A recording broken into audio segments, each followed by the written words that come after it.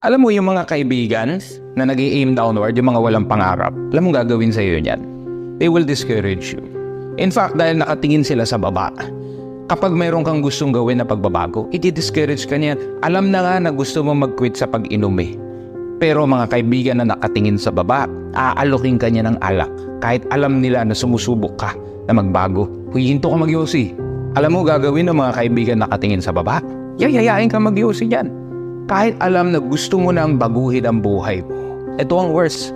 Kapag meron kang na-achieve, gusto nilang hilahin ka pababa kasi ayaw nilang umalis ka kung saan sila nananatili. Nasisilaw sila sa liwanag mo dahil gusto mo ng pagbabago. Pero ang mga kaibigan na gusto mo mangat, alam mong gagawin yan, susuportahan ka. Ang mga kaibigan na nakatingin sa taas, sila yung tipong mag-i-encourage sa'yo pag napapansin nila na napanghihinaan ka na ng loob. So mamili ka. Sino ba